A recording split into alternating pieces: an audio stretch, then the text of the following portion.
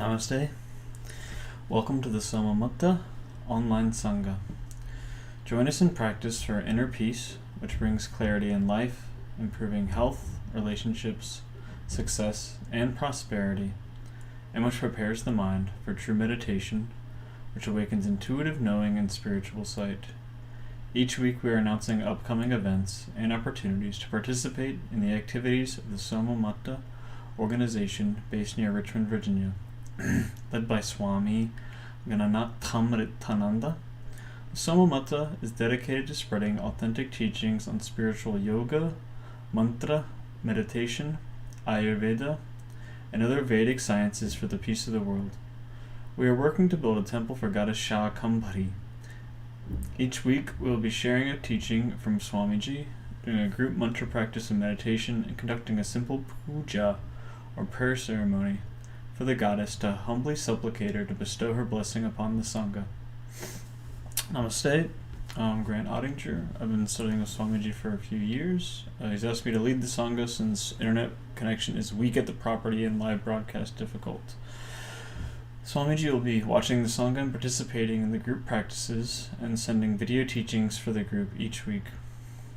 To receive, we must give. Our efforts to provide this virtual space and to publish the many free teachings available on the website, YouTube channel, and Facebook pages are dependent upon your support.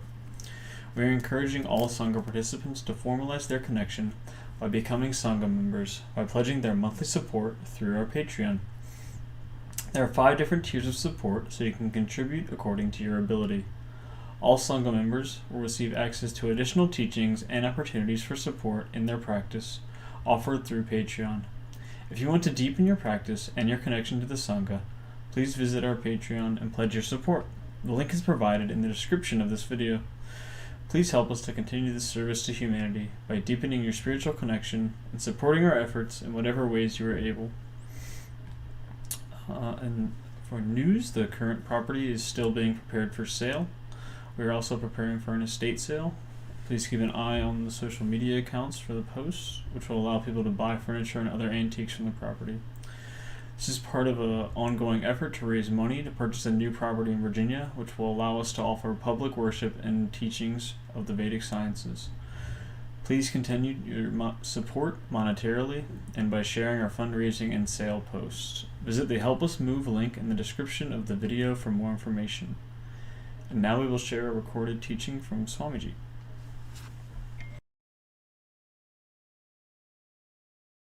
There's only so much that we can do to bring about peace in the world. In northern India, there's conflict between the Indians and the Pakistanis. There's been conflict recently between China and India. And there's so much conflict in the world. Now, today, in America, there's conflict in the nation's capital. And I've heard that one person was shot. And it's very sad whenever we hear about anything like this. There's so many terrorist attacks throughout the world, and so much conflict, so many difficulties, so many troubles. And of course, we'd all wish, as compassionate people, we'd all wish for peace. Earlier this year, there was a lot of rioting because there were difficulties with the police here killing black people. And people were protesting, just as now people are angry in Washington, D.C. because they think that there was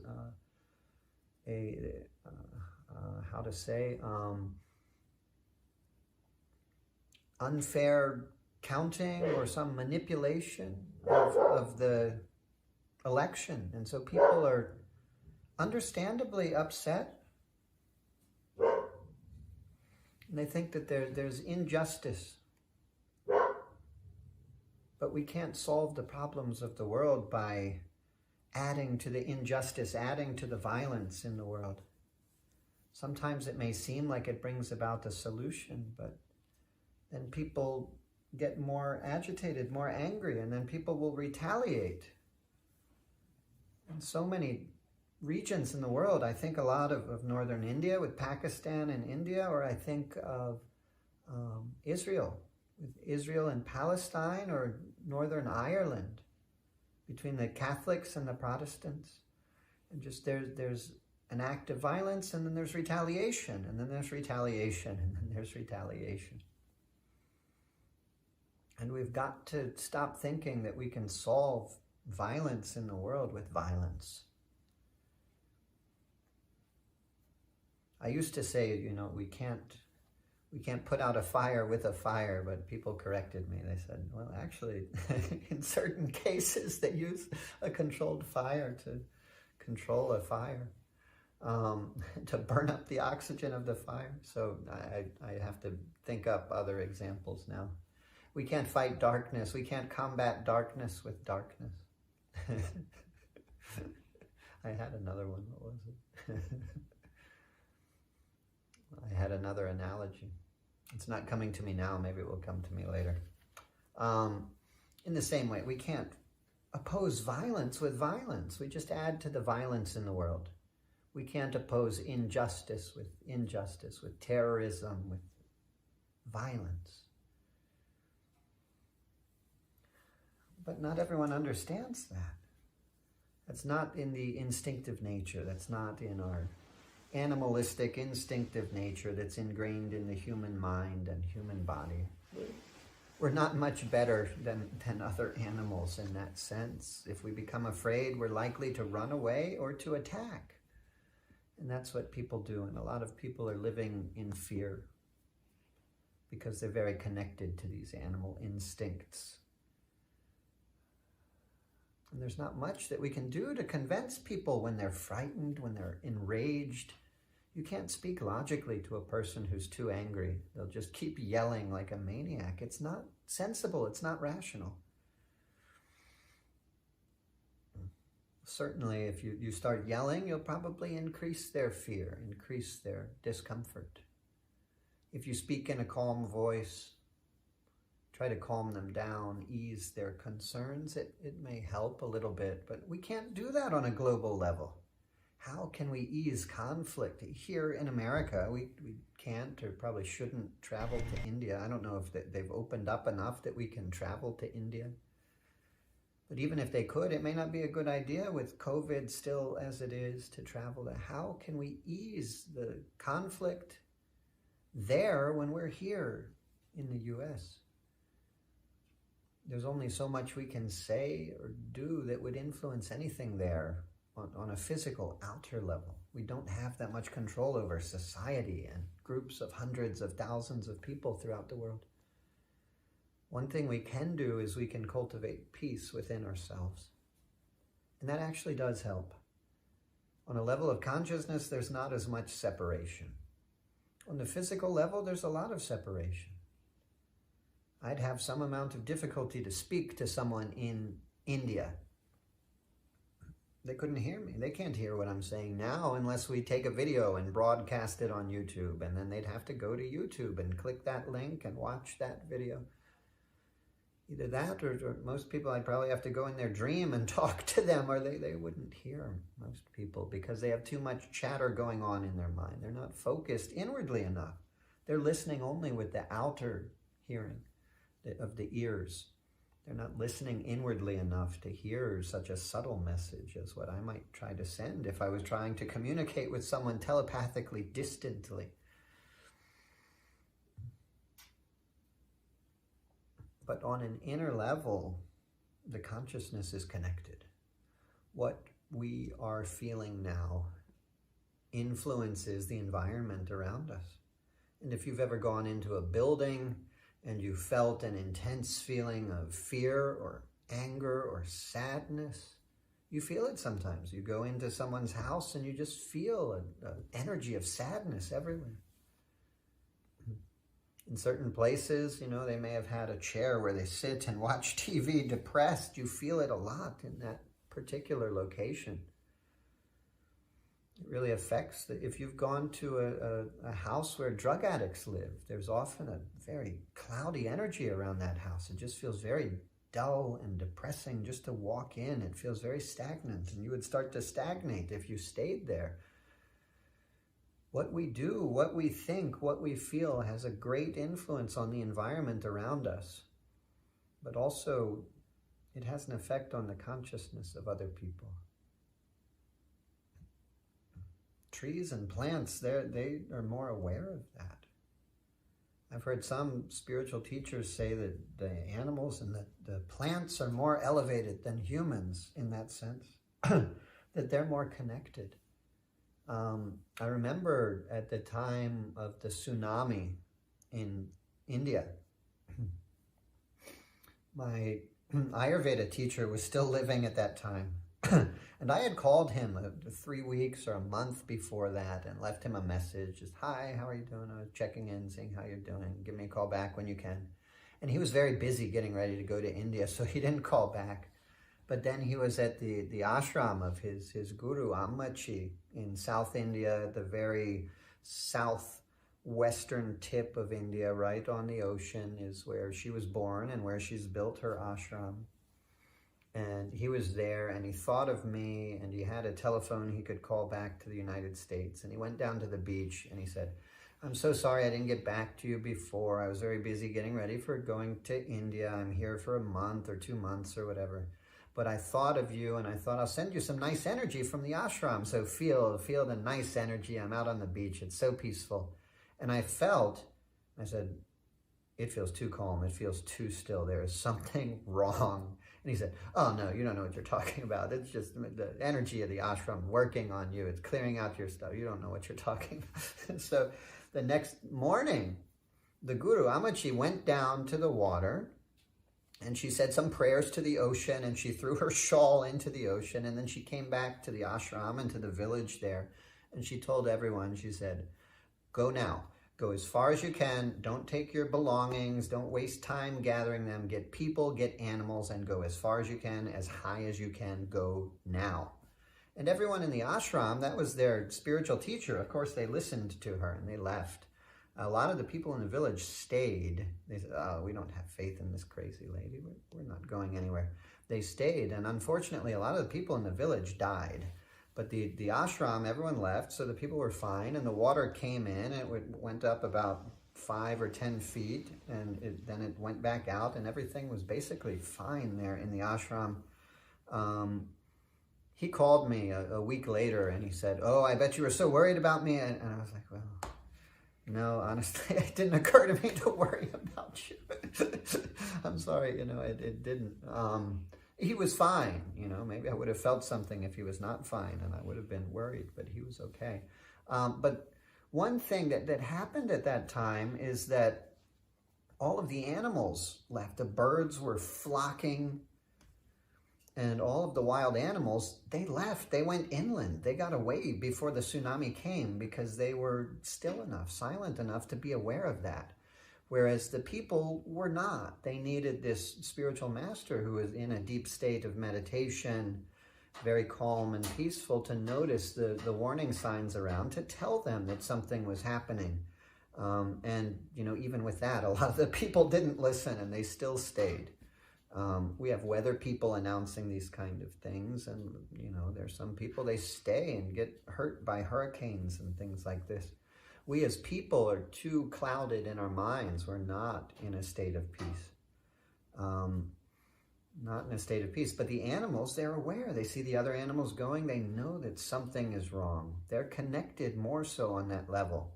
Even a single animal that was distant from the flock would notice something and head inland or wherever would be safe. We as people are connected like this, whether we're aware of it or not.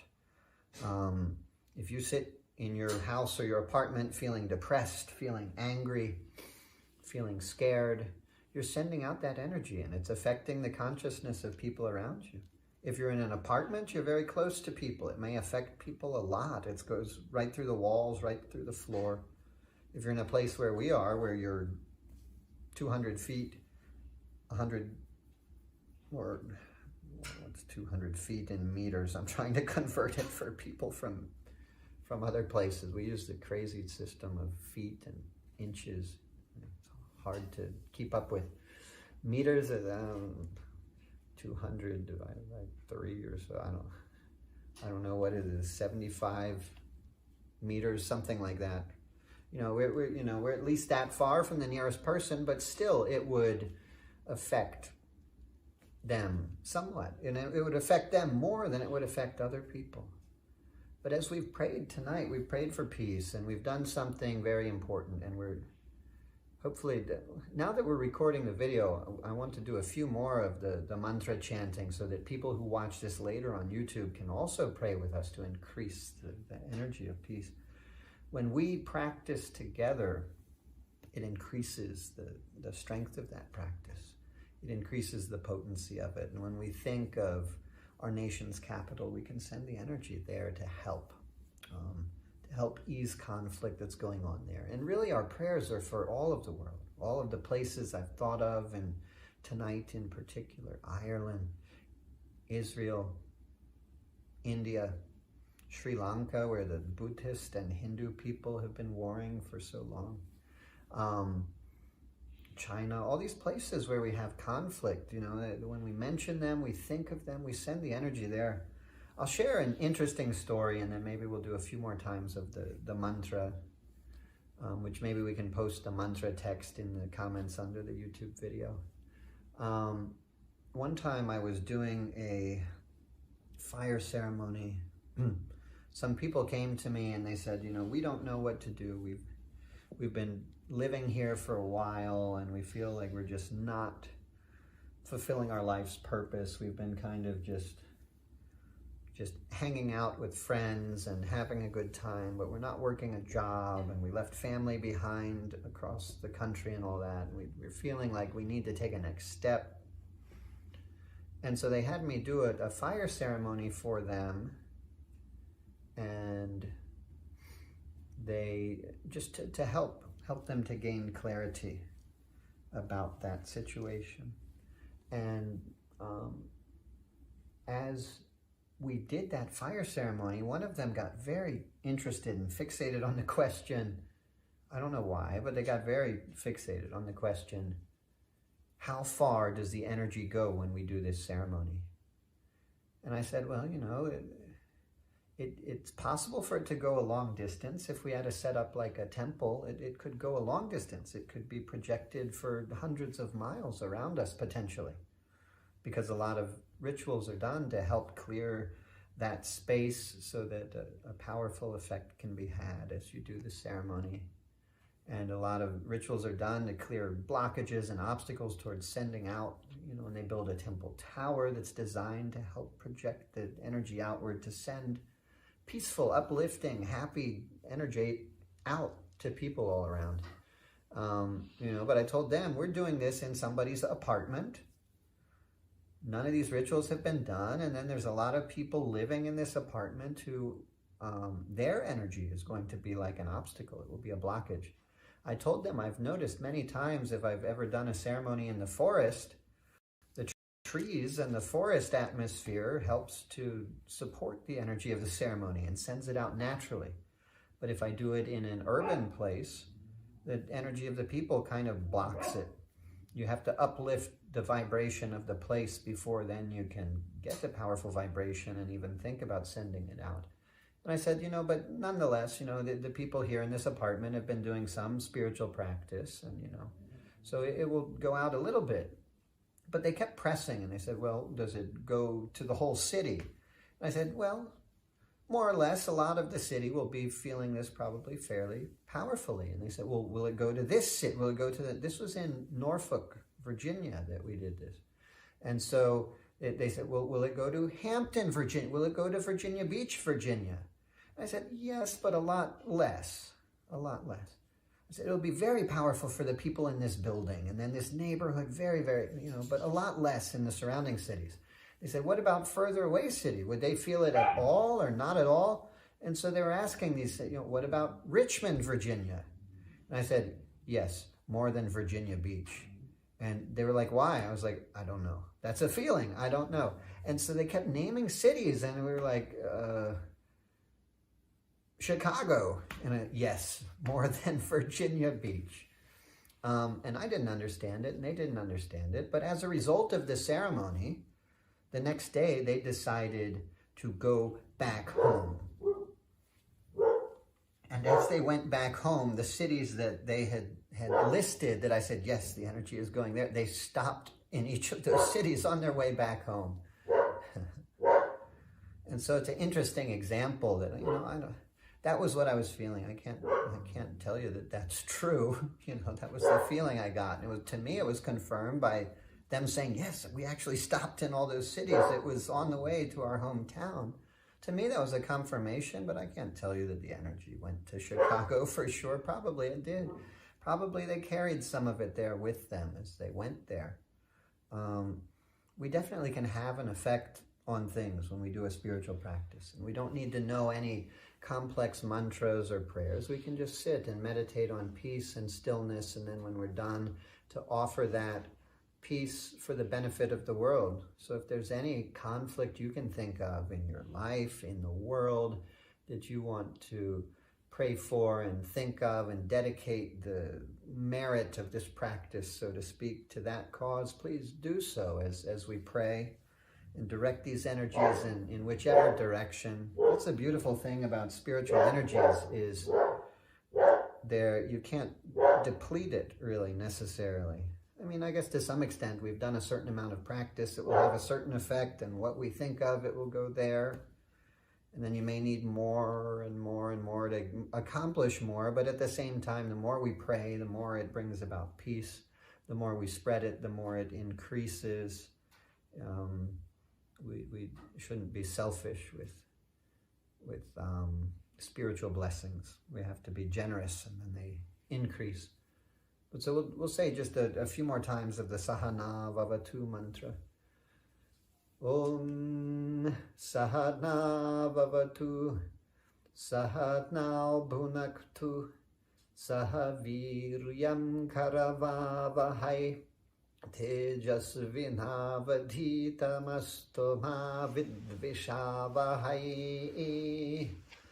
Om Shanti Shanti Shanti. Om Sahana Vavatu Sahana Bhunaktu Sahaviryam Karavavahai Tejasvinavadhitamasto ma vidvishavahai. Om Shanti Shanti Shanti. Om Sahana Vavatu Sahana Bhunaktu Sahaviryam Karavavahai Tejasvinavadhitamasto ma vidvishavahai. Om Shanti Shanti Shanti. Om Sahana Vavatu Sahana Bhunaktu Sahaviryam Karavavahai Tejasvinavadhitamasto ma vidvishavahai. Om Shanti Shanti Shanti. Om Sahana Vavatu Sahana Bhunaktu Sahaviryam Karavavahai Tejasvinavadhitamasto ma vidvishavahai. Om Shanti Shanti Shanti. May there be peace to the whole world.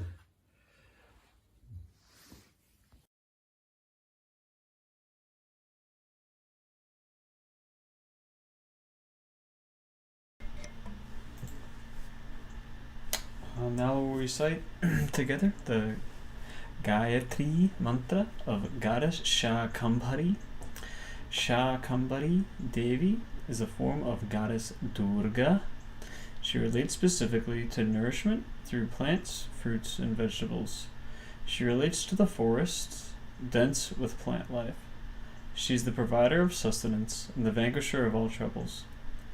We have been chanting her Gayatri mantra for several years in an effort to complete 600,000 repetitions before the opening of a temple for the goddess. I believe we only have a few hundred left to complete, so if you chant along with us, please report your repetitions through the website so we can include your chanting toward the totals. The link should be included in the description of this video. So briefly, make sure the mantra's up. The mantra is Om Narayanye Chavidmahe. Om, may we have knowledge of Goddess Narayani, the Divine Self, the highest realization, the supreme wealth, and the source of repose for all seekers. Shakambhari Chadimahi, may we perceive through our contemplation Goddess Shakambhari, who dwells in the forest, is the bearer of nourishment and vegetation, who is the power of the multitudes, who loves those who nourish and protect others, and who is the constant friend of those who praise her. The last line is Tanno Devih Pradayate. May that goddess of radiant light, Queen of the universe, impel our actions and our thoughts. The inner meaning of any mantra, however, cannot be understood by the rational mind. It is an experiential knowing which comes about from contemplating the energy of the sacred sounds and bringing our consciousness in line with the vibration of the mantra and its deity. Whether you chant with us or listen as we chant, sit mindfully so that the power of the sacred sounds can work on you and manifest their healing effects in your life.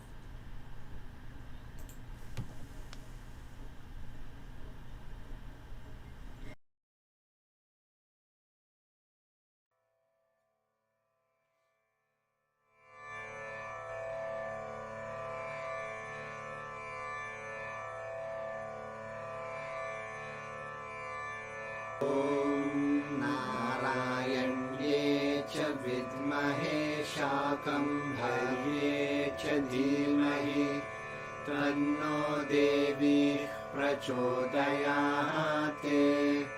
ॐ नारायण्ये च विद्महे शाकम्भर्ये च धीमहि तन्नो देवी प्रचोदयात्। ॐ नारायण्ये च विद्महे शाये च धीमहि तन्नो देवी प्रचोदयात्। ॐ नारायण्ये च विद्महे शाकम्भर्ये च धीमहि तन्नो देवी प्रचोदयात्। ॐ नारायण्ये च विद्महे शाकम्भर्ये च धीमहि तन्नो देवी प्रचोदयात्। ॐ नारायण्ये च विद्महे शाकम्भर्ये च धीमहि तन्नो देवी प्रचोदयात्। ॐ नारायण्ये च विद्महे शाकम्भर्ये च धीमहि तन्नो देवी प्रचोदयात्। ॐ नारायण्ये च विद्महे शाकम्भर्ये च धीमहि तन्नो देवी प्रचोदयात्। ॐ नारायण्ये च विद्महे शाकम्भर्ये च धीमहि तन्नो देवी प्रचोदयात्। ॐ नारायण्ये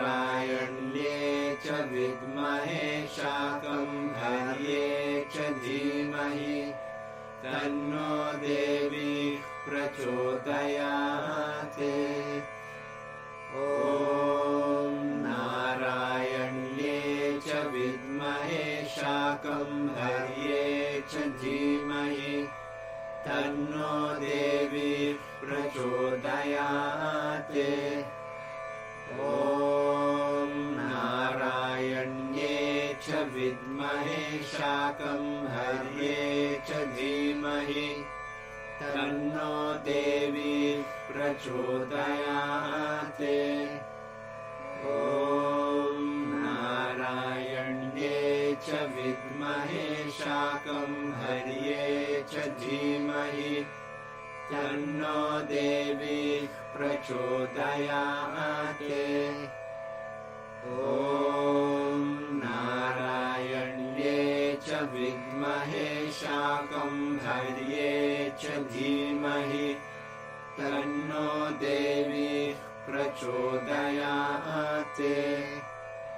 ॐ नारायण्ये च विद्महे शाकम्भर्ये च धीमहि तन्नो देवी प्रचोदयात्। ॐ नारायण्ये च विद्महे शाकम्भर्ये च धीमहि तन्नो देवी प्रचोदयात्। ॐ नारायण्ये च विद्महे शाकम्भर्ये च धीमहि तन्नो देवी प्रचोदयात्। ॐ नारायण्ये च विद्महे शाकम्भर्ये च धीमहि तन्नो देवी प्रचोदयात्। ॐ नारायण्ये च विद्महे शाकम्भर्ये च धीमहि तन्नो देवी प्रचोदयात्। ॐ नारायण्ये च विद्महे शाकम्भर्ये च धीमहि तन्नो देवी प्रचोदयात्। ॐ नारायण्ये च विद्महे शाकम्भर्ये च धीमहि तन्नो देवी प्रचोदयात्। ॐ नारायण्ये च विद्महे शाकम्भर्ये च धीमहि तन्नो देवी प्रचोदयात्। ॐ नारायण्ये च विद्महे शाकम्भर्ये च धीमहि तन्नो देवी प्रचोदयात्। ॐ नारायण्ये च विद्महे शाकम्भर्ये च धीमहि तन्नो देवी प्रचोदयात्।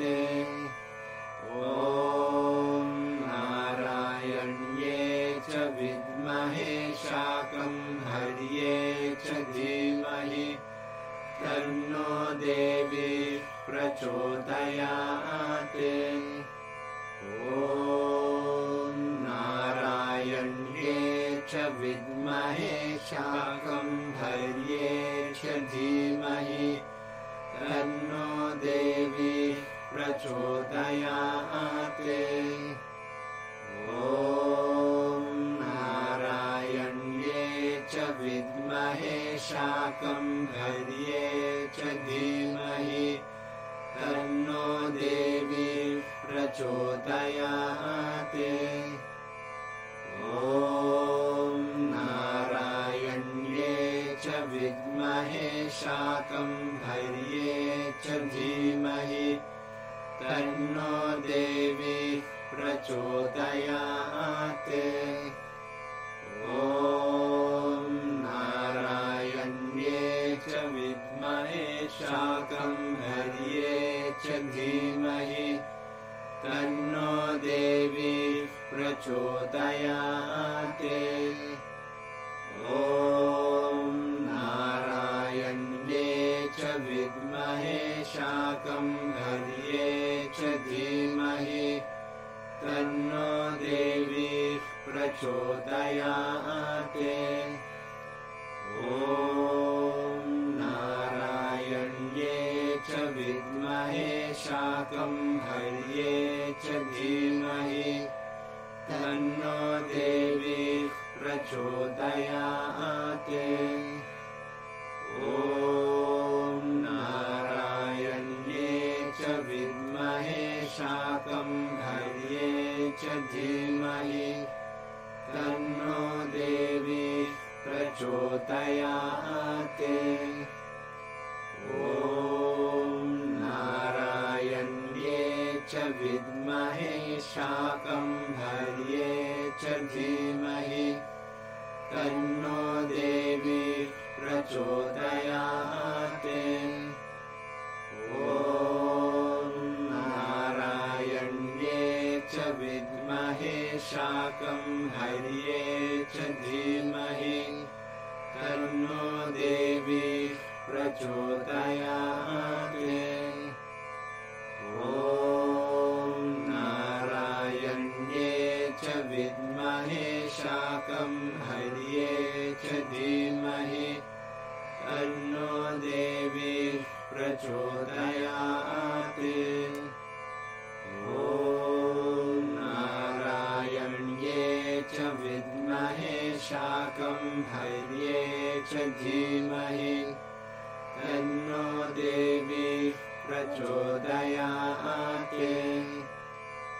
ॐ नारायण्ये च विद्महे शाकम्भर्ये च धीमहि तन्नो देवी प्रचोदयात्। ॐ नारायण्ये च विद्महे शाकम्भर्ये च धीमहि तन्नो देवी प्रचोदयात्। ॐ नारायण्ये च विद्महे शाकम्भर्ये च धीमहि तन्नो देवी प्रचोदयात्। ॐ नारायण्ये च विद्महे शाकम्भर्ये च धीमहि तन्नो देवी प्रचोदयात्। ॐ नारायण्ये च विद्महे शाकम्भर्ये च धीमहि तन्नो देवी प्रचोदयात्। ॐ नारायण्ये च विद्महे शाकम्भर्ये च धीमहि तन्नो देवी प्रचोदयात्। ॐ नारायण्ये च विद्महे शाकम्भर्ये च धीमहि तन्नो देवी प्रचोदयात्। ॐ नारायण्ये च विद्महे शाकम्भर्ये च धीमहि तन्नो देवी प्रचोदयात्। ॐ नारायण्ये च विद्महे शाकम्भर्ये च धीमहि तन्नो देवी प्रचोदयात्। ॐ नारायण्ये च विद्महे शाकम्भर्ये च धीमहि तन्नो देवी प्रचोदयात्। ॐ नारायण्ये च विद्महे शाकम्भर्ये च धीमहि तन्नो देवी प्रचोदयात्।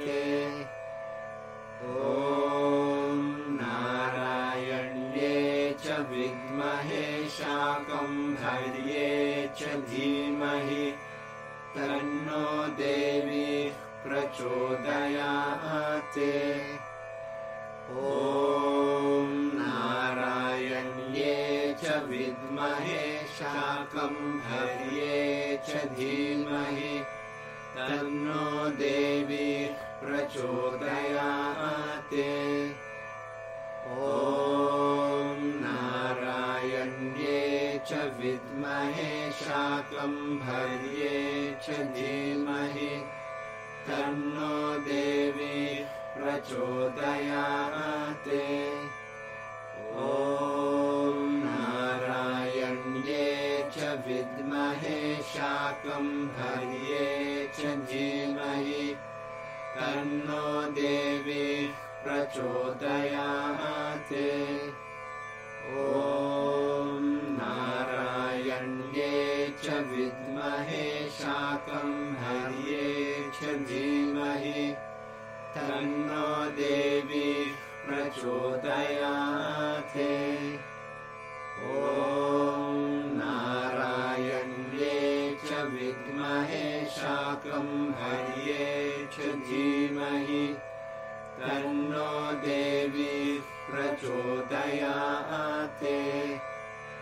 ॐ नारायण्ये च विद्महे शाकम्भर्ये च धीमहि तन्नो देवी प्रचोदयात्। ॐ नारायण्ये च विद्महे शाकम्भर्ये च धीमहि तन्नो देवी प्रचोदयात्।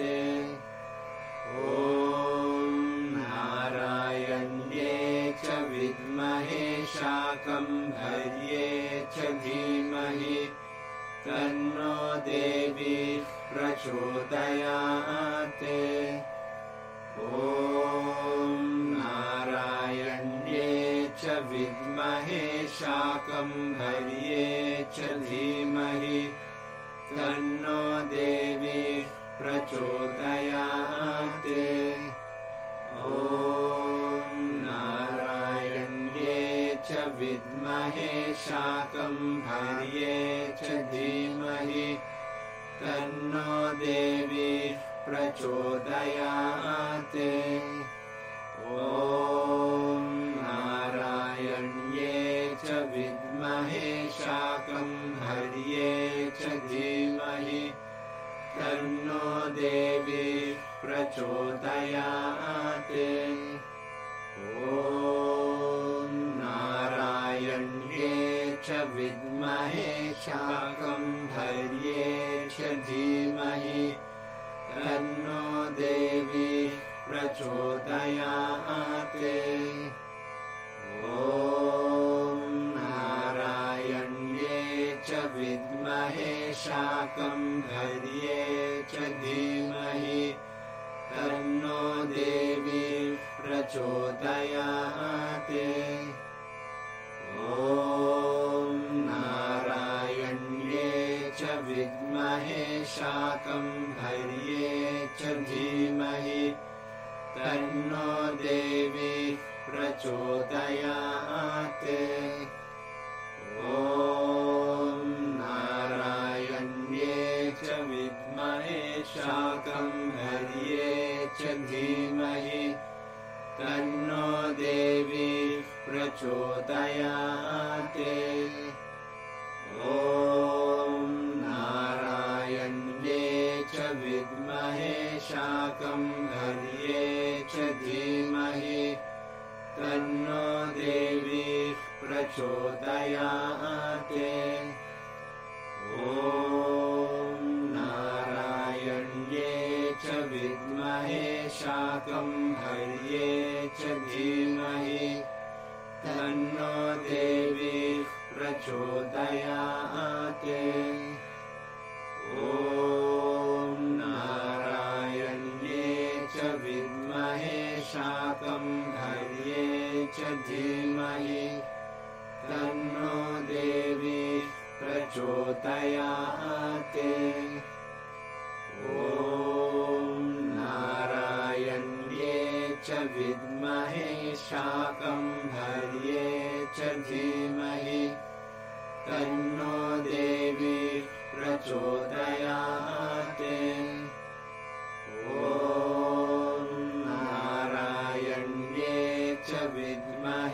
शाकम्भर्ये च धीमहि तन्नो देवी प्रचोदयात्। ॐ नारायण्ये च विद्महे शाकम्भर्ये च धीमहि तन्नो देवी प्रचोदयात्। ॐ नारायण्ये च विद्महे शाकम्भर्ये च धीमहि तन्नो देवी प्रचोदयात्। ॐ नारायण्ये च विद्महे शाकम्भर्ये च धीमहि तन्नो देवी प्रचोदयात्। ॐ नारायण्ये च विद्महे शाकम्भर्ये च धीमहि तन्नो देवी प्रचोदयात्।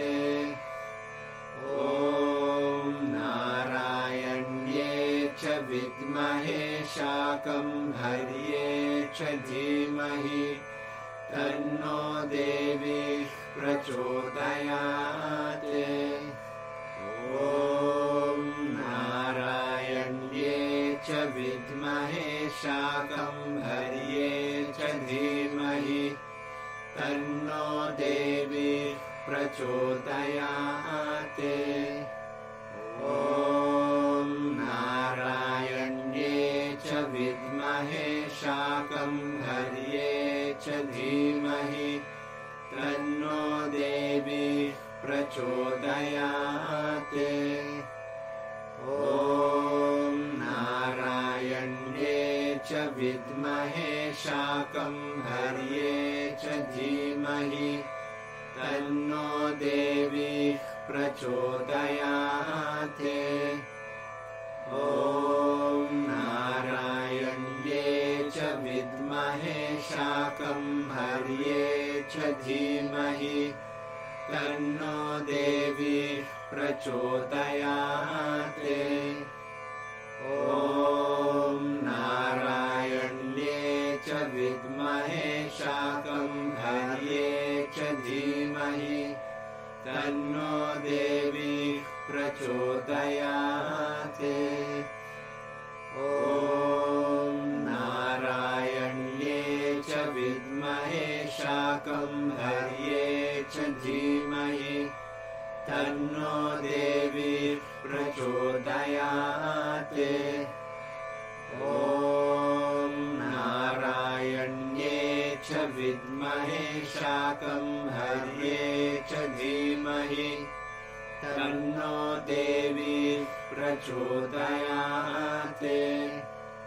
ॐ नारायण्ये च विद्महे शाकम्भर्ये च धीमहि तन्नो देवी प्रचोदयात्। ॐ नारायण्ये च विद्महे शाकम्भर्ये च धीमहि तन्नो देवी प्रचोदयात्।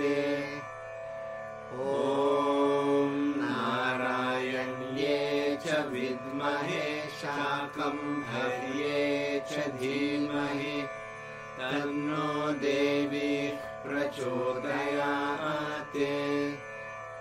ॐ नारायण्ये च विद्महे शाकम्भर्ये च धीमहि तन्नो देवी प्रचोदयात्। ॐ नारायण्ये च विद्महे शाकम्भर्ये च धीमहि तन्नो देवी प्रचोदयात्। ॐ नारायण्ये च विद्महे शाकम्भर्ये च धीमहि तन्नो देवी प्रचोदयात्। ॐ नारायण्ये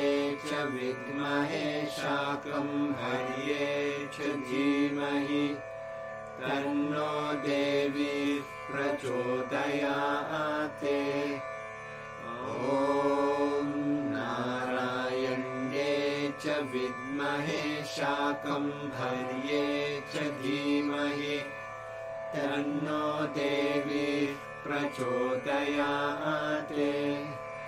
ॐ नारायण्ये च विद्महे शाकम्भर्ये च धीमहि तन्नो देवी प्रचोदयात्। ॐ नारायण्ये च विद्महे शाकम्भर्ये च धीमहि तन्नो देवी प्रचोदयात्।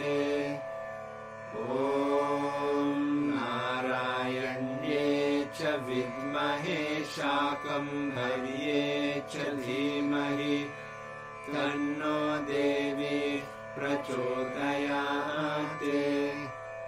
ॐ नारायण्ये च विद्महे शाकम्भर्ये च धीमहि तन्नो देवी प्रचोदयात्। ॐ नारायण्ये च विद्महे शाकम्भर्ये च धीमहि तन्नो देवी प्रचोदयात्।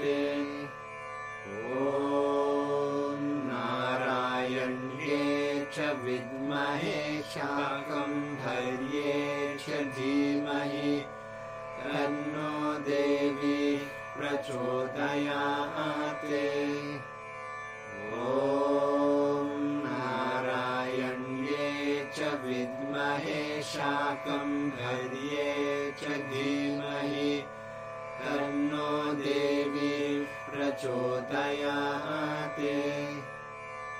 ॐ नारायण्ये च विद्महे शाकम्भर्ये च धीमहि तन्नो देवी प्रचोदयात्। ॐ नारायण्ये च विद्महे शाकम्भर्ये च धीमहि तन्नो देवी प्रचोदयात्। ॐ नारायण्ये च विद्महे शाकम्भर्ये च धीमहि तन्नो देवी प्रचोदयात्। ॐ नारायण्ये च विद्महे शाकम्भर्ये च धीमहि तन्नो देवी प्रचोदयात्। ॐ नारायण्ये च विद्महे शाकम्भर्ये च धीमहि तन्नो देवी प्रचोदयात्। ॐ नारायण्ये च विद्महे शाकम्भर्ये च धीमहि तन्नो देवी प्रचोदयात्। ॐ नारायण्ये च विद्महे शाकम्भर्ये च धीमहि तन्नो देवी प्रचोदयात्। ॐ नारायण्ये च विद्महे शाकम्भर्ये च धीमहि तन्नो देवी प्रचोदयात्।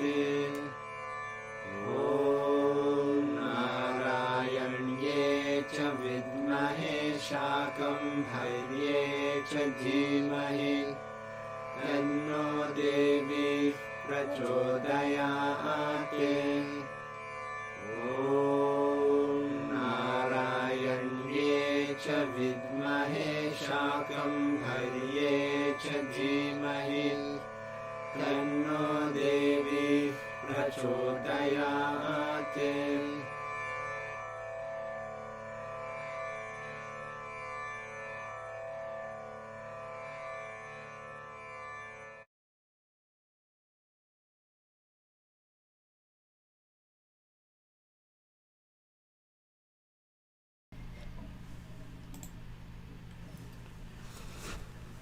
Sit silently, the spine straight, shoulders back and relaxed. Close the eyes. Allow yourself to see the inner light of the divine radiating from your heart. If you do not see it, feel it. If distracting thoughts or feelings come into the mind, allow them to be. Witness them without hesitation, without judgment, without analysis. Allow the light of the divine to heal them, bringing deep peace and wisdom. In light, all darkness vanishes. Practice sitting in the inner light, which is bright like 10 million suns. Let this light heal you. Invite that experience. Allow it to guide your consciousness and impel your actions to the highest good of the three realms. Om.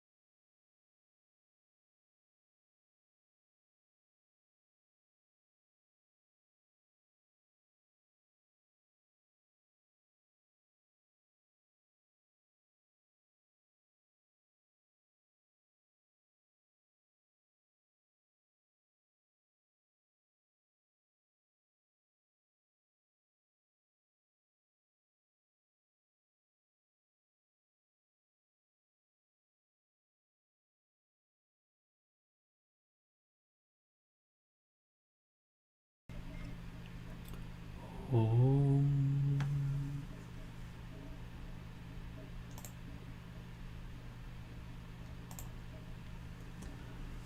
Puja is the traditional system of offerings, coupled with mantras and visualizations revealed by the sages to help people seek the assistance of divine beings in their lives and spiritual practice. Puja ceremonies can be simple, as in the case of the offerings made daily in the homes of millions of Hindus, or they can be extremely complex, as are the rituals of temple consecration, which require the participation of hundreds of devotees and dozens of well-trained priests. The oil lamps, fruits, flowers, water, herbal incense, and other offerings provide prana, or subtle nutrients, for the devas and other inner realm beings to send blessings to the physical realm. The sacred mantras open a channel to the inner realms. The effects of puja are powerful to bring about peace and healing. During puja, problems are mysteriously resolved, and answers to difficult questions arise spontaneously by the grace of the many inner plane beings working to fulfill our prayer. Empowered by the sacred mantras and offerings, we are conducting a simple Pancha Puja of 5 offerings. These offerings relate to the 5 elements and are Pushpa, a flower which symbolizes the ether element, Gandha, or sandalwood paste, connected to the earth element, Thupa, Incense, symbolic of the air element. Deepa, light, symbolizing fire. And Naivedya, food relating to water.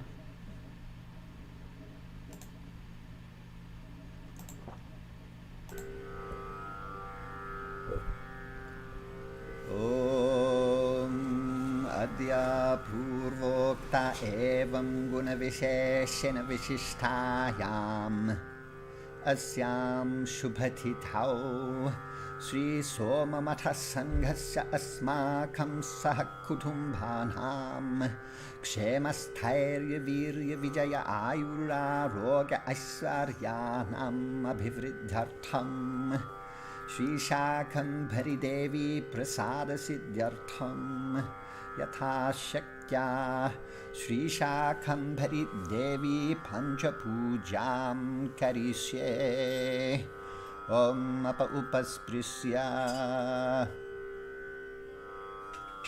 Om Jata Veda Zezunavama Soma Marathi Hato Nidahati Vedaha Sanah Parshadati Durgani Vishvana Veva Sindhum Duritatyaknihi Om Am Sham Shakambhari Devye Namaha Om Bhurbhuvasvaha Asmin Chitrapathe Shri Shakambhari Devim Avahayami Sthapayami Om Am Sham Shakambhari Devye Namaha Gandhan Dharayami Gandhasyopari Haridra Kumkumam Samarpayami Om Am Sham Shakambhari Devye Namaha Pushpam Pujayami Om Am Sham Shakambhari Devye Namaha Dhupam Agrapayami Om Am Sham Shakambhari Devye Namaha Deepam Darshayami Om Amritamastu Amritopastaranamasi Om Pranaya Swaha Om Apanaya Swaha Om Vyanaya Swaha Om Udanaya Swaha Om Samanaya Swaha Om Brahmane Swaha Om Am Sham Shakambhari Devye Namaha Naivedyam Nivedayami Tambulam Nivedayami Amritapaniyam Samarpayami Om Yopam Pushpam Veda Pushpavan Prajavahan Pashuman Bhavati Chandramava Apam Pushpam Pushpavan Prajavahan Pashuman Bhavati Ya Evam Veda Yopamayatanam Veda Ayatanavan Bhavati Rajadhirajaya Prasaya Sahine Namo Vayam Vahi Shravanaya Kurmahe Same Kaman Kama Kama Yahmahyam Kameshwaro Vaihe Shravano Dadhatu Kuberaya Vaishravanaya Maharajaya Namaha Yo Vedado Swarah Prokto Vedante Cha Pratishtitaha Tasya Prakriti Linasya Yah Parasamaheshwaraha नारायण्ये च विद्महे शाकम्भरे च धीमहि तन्नो देवी प्रचोदयाते। ॐ आं शां शाकम्भरी देव्ये नमः। ॐ भूर्भुवः सुवः। ॐ आवाहिताभ्यः सर्वाभ्यो देवताभ्यो नमः। वेदोक्तमन्त्रपुष्पाञ्जलिं समर्पयामि।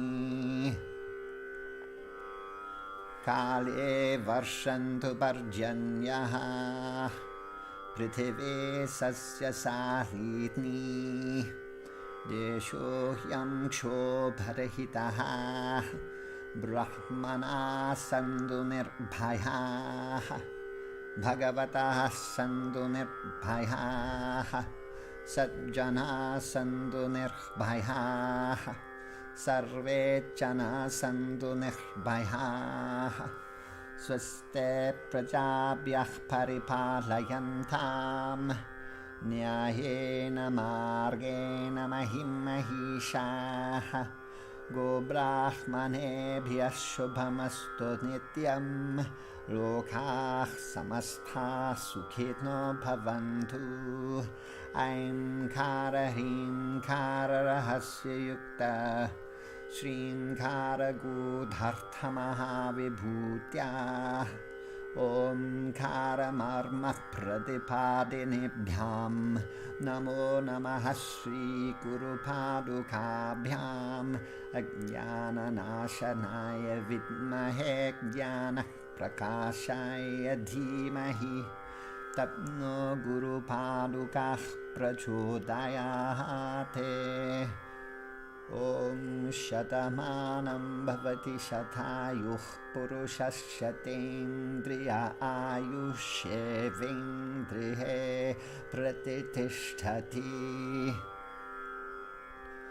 ॐ सहना भवतु सहनौ भुनक्तु सह वीर्यं करवावहै तेजस्विनावधीतमस्तु मा विद्विषावहै।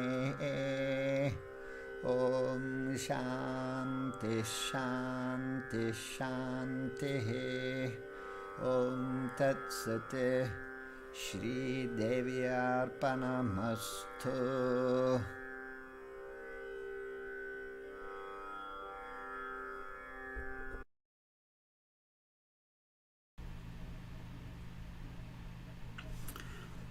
We offer this Sangha freely. Please remember to join Patreon, donate, volunteer, and spread the word about our upcoming move. Namaste.